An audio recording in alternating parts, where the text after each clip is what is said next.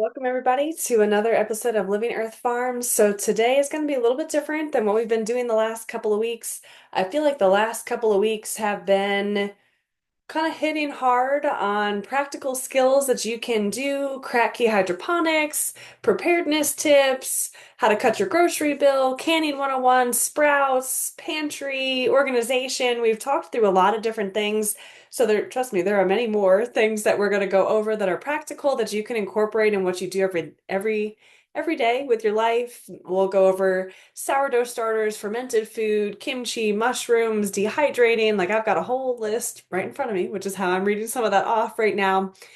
But what I wanted to pause and talk about today is building the life of your dreams and what that looks like and how that can change as you grow and learn and discover new things that you like to do or you don't like to do. So when I first started down this homesteading journey and rabbit hole, my goal, big goal, was to have at least 100 acres. A lot of that was going to be forested with hiking trails, put a bunch of Airbnbs back in there maybe, as well as a huge, like multiple acres worth of a garden slash farm with fruit trees, nut trees, and berry bushes, you name it, rescue animals from farm sanctuaries. So I would have cows and pigs and goats and chickens and maybe donkeys, all of them. I wanted everything. And as I started volunteering at a farm sanctuary, I started doing a lot of research into regenerative agriculture and land management, things along those lines. I started to really begin to understand what it was that I thought I wanted. And I was able to take a step back and say, yes, that is a great dream to have. That is an amazing goal to have. That is somebody else's dream, but it's not actually mine because I don't want to, me personally, my actual life of my dreams, I don't want to be tied to the land so much so that I can't travel when I want to travel, that I can't vacation when I want to go on vacation.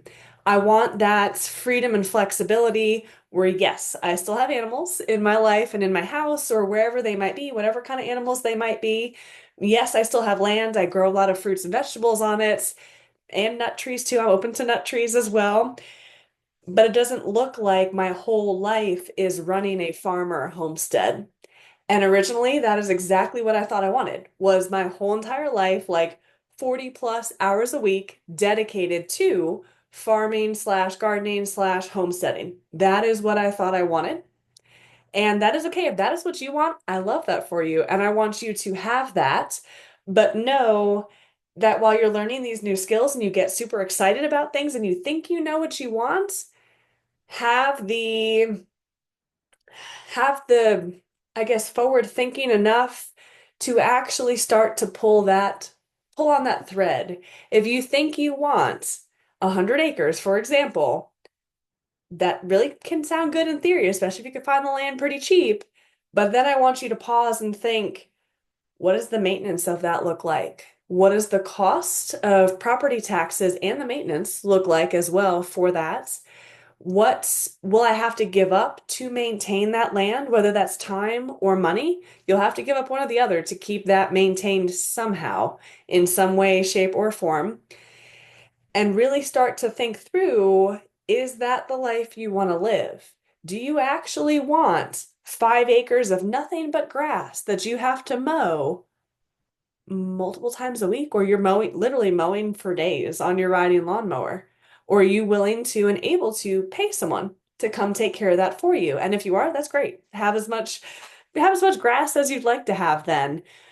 But really think that through and think through, is that sustainable? Maybe you only want that 100-acre lot for the next 10 or 15 years, and then you'll downsize later. And that's a great goal too. There's nothing wrong with that, wanting that piece of property temporarily. There's nothing wrong with wanting a big piece of property forever and ever that maybe you'll pass down to your future generations. Nothing wrong with any of those dreams. But I'm going to talk through, it's easy to get swept up in when you're doing something new and exciting, easy to get swept up in, I want all of it. I want everything. I want it to the big scale. Can't do anything small scale. like when me personally, started gardening, I listened to a bunch of podcasts all about gardening and homesteading, and everybody says start with one plant first. Like just focus on tomatoes. Learn how to grow tomatoes really well. Then next year incorporate bell peppers. Then the year after that incorporate garlic. Then the year after that incorporate whatever else you want to incorporate from their hot peppers, whatever it might be. I didn't want to do that. That sounded too slow. That sounded like not a good idea. And so I did all the things at one time. All of them. Hot peppers, bell peppers, eggplant, squash, all the squashes, pumpkin, tomatoes, okra. Like I grew everything all at one time. There's nothing wrong with that either. So what I'm trying to say is there's all different types of people. Some people are going to be okay with just growing tomatoes the first year and learning everything there is to know about growing tomatoes. What happens when I overwater a tomato plant? What does that look like? What does it look like when it starts to catch a disease? Or some kind of pest moves in, or it gets underwatered? How do I trellis it? Do I experiment with different types of trellising? There really is so much to learn just about one plant. So if you are that kind of person that wants to just focus in on one thing in this homesteading journey, please do that. I love that for you. If you are, I don't know the right word for the opposite of that, but if you are the opposite of that and you want to just go full ham and grow everything that you can possibly grow at one time, I also love that for you. Go crazy, grow everything. You'll also learn a lot in the process about what you can and can't handle, what you can and can't maintain. You'll learn a lot of things about all the things all at one time. So please follow your heart on that. Do whatever you want to do, but know that as you're thinking through future property, future projects you want to do, nothing is permanent. You can definitely buy a big piece of land and decide to downsize. You can definitely buy a small piece of land and decide you want to upgrade later to a bigger piece of land.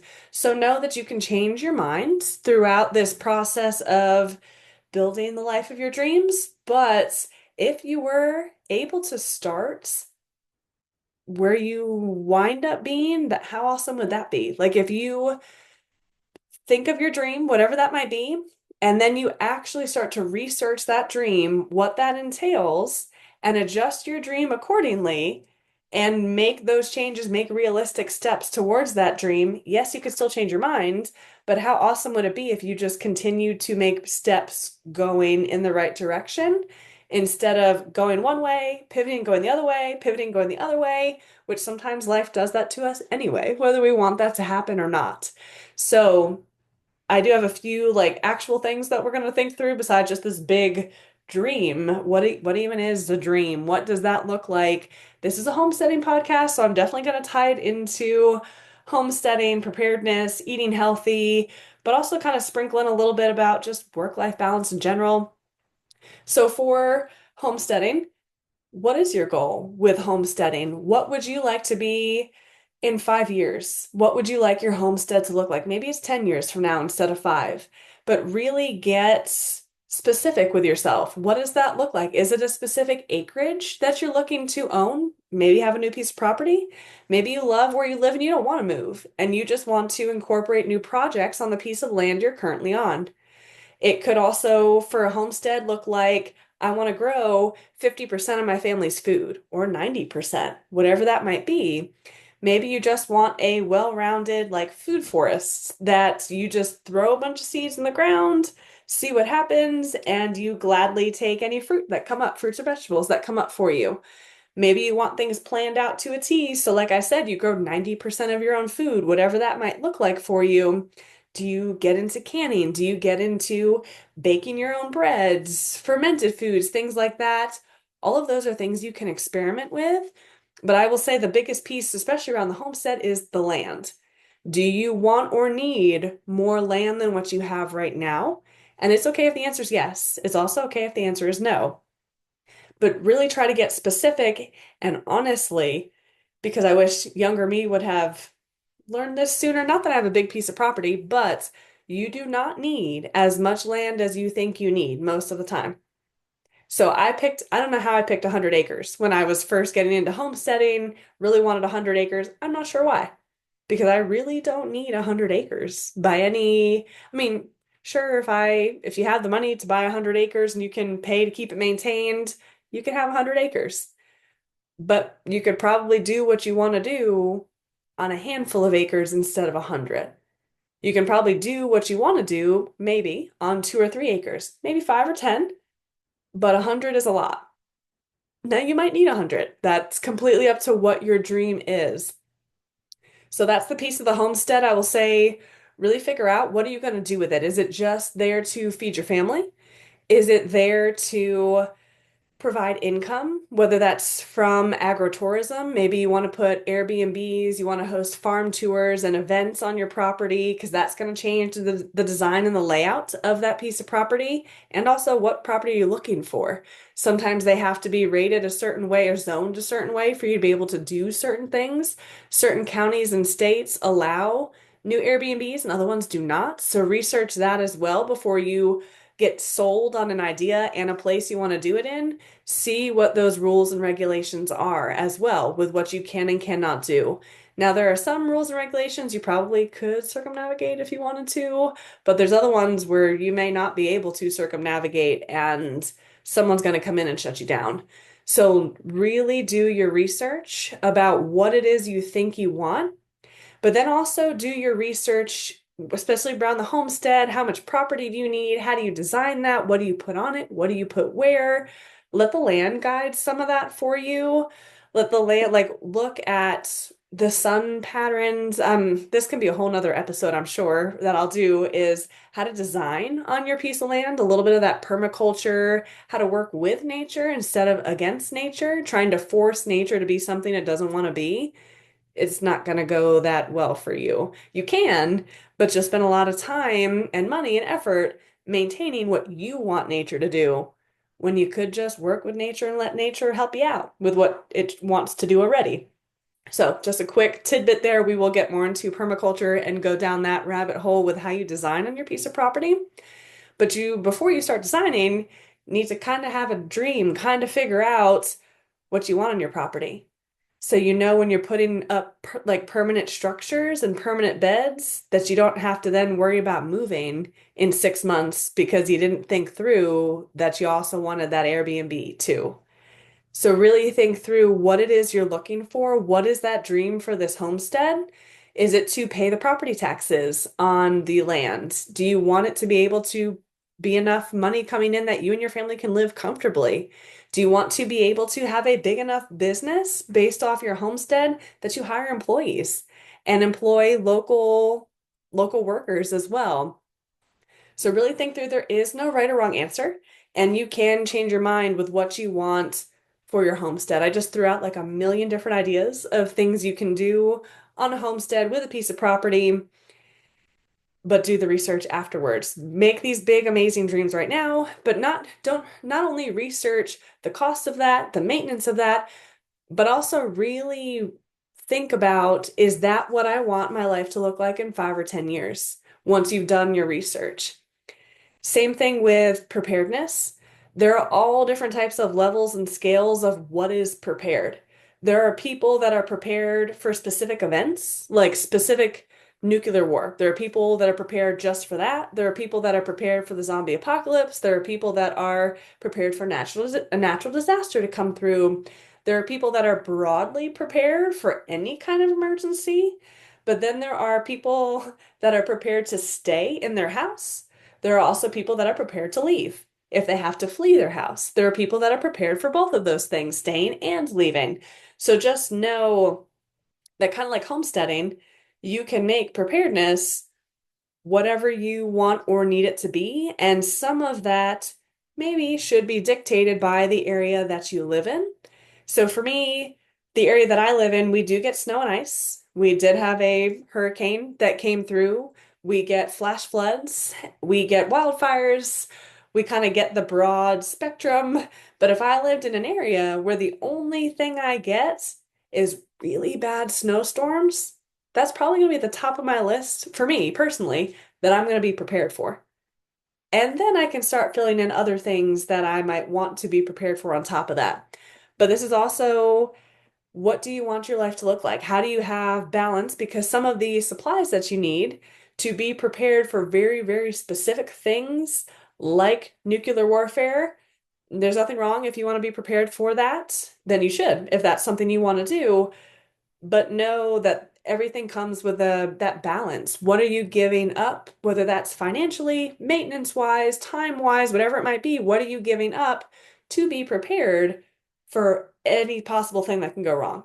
I'm not saying you shouldn't be prepared for that, but know that there's a give and take on that as well. And the preparedness piece also ties in a little bit to your homestead. If you need an infrastructure built on your homestead to be more prepared, whether that is infrastructure in the form of ways where water can run off from your house, or maybe that is if you really want a bunker, or if you need some kind of garage to store some of your preparedness gear.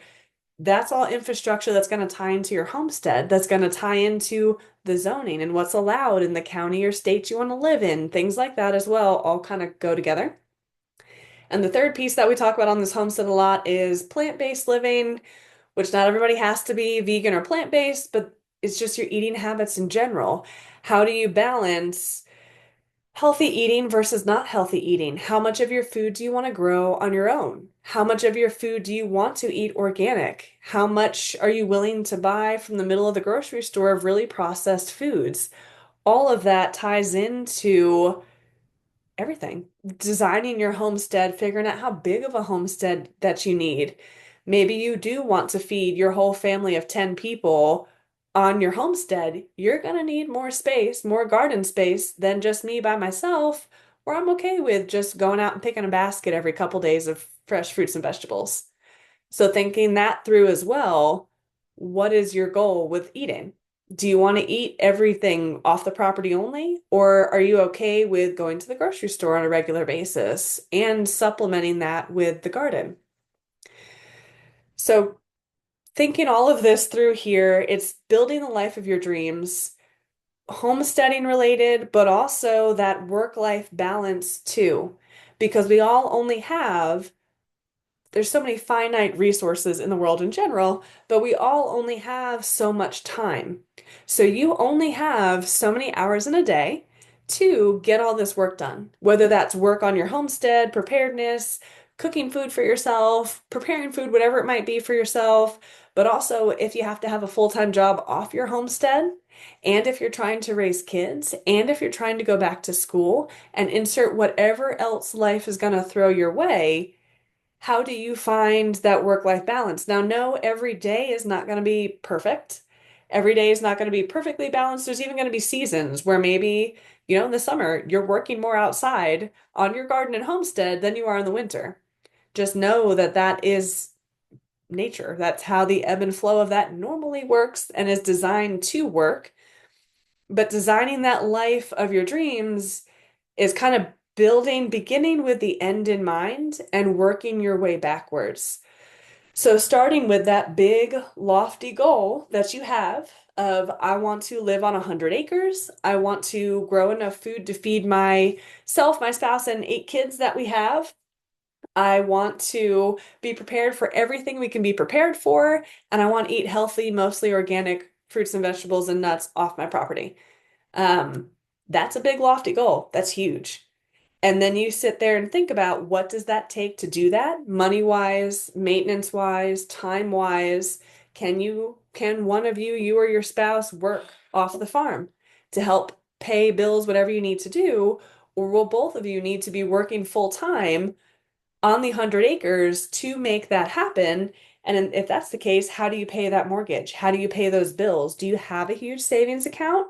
Or is the goal to sell a lot of the produce or other value-added products or get into agro-tourism where people come stay on your property and come visit you on your property? Is that how you're going to fund the homestead of your dreams? So really coming up with the big end goal and working your way backwards. Maybe you don't want that much land. Maybe you want to grow some fruits and vegetables, set up an automatic watering system, and go travel.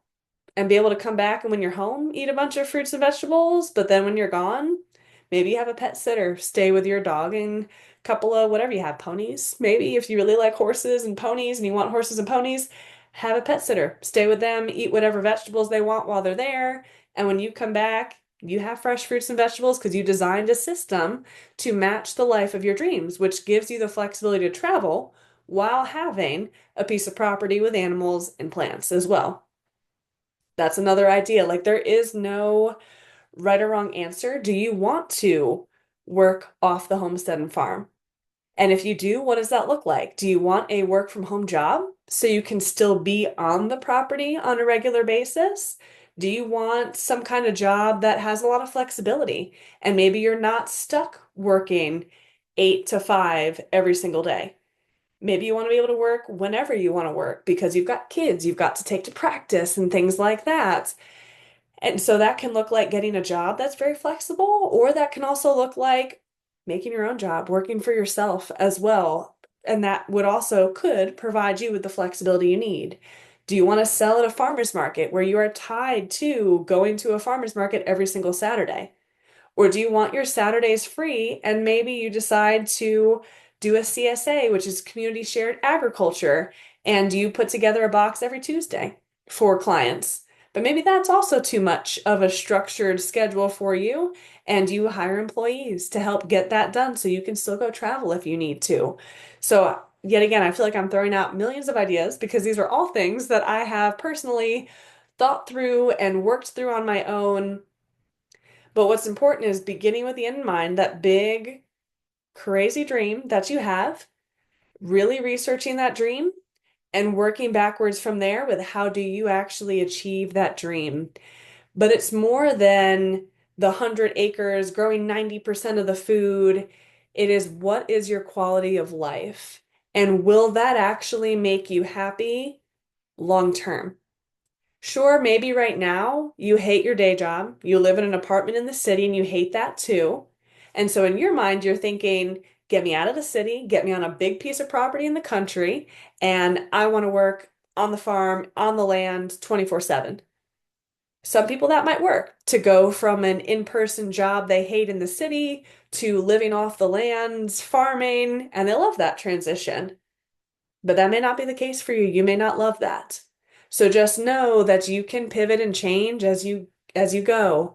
And the more research you do, one of the biggest things, so not only was I caught up in the I want 100 acres and I want all the things, there was a point of time where I also wanted an animal sanctuary, where a farm, let me be more specific, a farm sanctuary where I could help and take on farm animals that are in need, whether that's cows, pigs, anything, chickens, llamas, alpacas, donkeys, like give me all the farm animals that really need a place to land, and I would maintain the land. It would be a nonprofit, host tours, host events, you name it. That is what, like, legitimately what I really, really, really wanted to do for a while. So not only did I want 100 acres to do all the homesteading things, but like run a farm sanctuary, took a bunch of classes at my local community college about running and owning and operating a nonprofit. What does that look like? But what the biggest piece of advice someone gave me is go work on a farm sanctuary before you get your own. And at first, me being the kind of person that likes to go full on, like I told you about the gardening experience, instead of just doing one plant, I did all the plants. So I'm the kind of person where when I decide I want to do something, I'm going to do it and I'm going to go big. Like we're going crazy. And I actually listened to this person. I don't even remember who it was. So it's not like I can say, oh, this was my mentor that told me this. No, I don't even remember who or where someone told me to go work on a farm sanctuary before you actually get one. Before you go through the steps of setting up that nonprofit, bringing the animals on, getting the land, all that stuff. So I did. I found a farm sanctuary, loved them so much. It was really amazing experience. Loved the animals, loved the land. I went out there on a regular basis to go volunteer and help. So I didn't actually have like a paid job at the farm sanctuary, but I went out there and did everything. I helped give tours, I helped run events. I was mucking all the poop that was out there. Like it didn't matter what needed to be done, I was there. I was there to help. And over time, I probably volunteered for a couple of years out there. And over time, I was just learning the ropes, learning all about all different animals. I just started to realize this is not actually the life that I want for myself. Yes, I am vegan. Yes, I would love to have a farm sanctuary and help all the animals, but being stuck on the lands, not being able to go travel and vacation and be spontaneous and having to say no to animals because there's not enough space where I'm like on the farm sanctuary anymore, having to watch these animals get sick and old and pass away, like it was a lot. And it just made me realize that this is actually not what I want for myself. So now I probably would have figured that out if I decided instead of volunteering to just go ahead and make my own farm sanctuary. But I learned a lot. So that might be great advice for you where you're at right now. You might be thinking, I want 100 acres, all the things. Maybe you can find a local farm and go help them out on the weekends. Maybe they'll pay you. Maybe they'll pay you in produce or cash money, but just get some of that experience. Same thing if you live in a city right now and you think, I want to go off and be a farmer, that's it. There are ways that you can garden and farm in a city, in almost any city, I promise you. Whether that is developing your own urban farm, maybe you work with a local building owner and grow a rooftop farm. Maybe you grow indoor hydroponics in one of your closets and get experience growing and selling that produce. Maybe you find a community garden, because those do definitely exist in cities, lots of community gardens. Get hooked up with a community garden and start practice. Get out there in the lands, grow fruits and vegetables. If there's no community garden, make a community garden. Find a spot to put it. Petition the city to get a community garden started. Do the thing before you do the thing.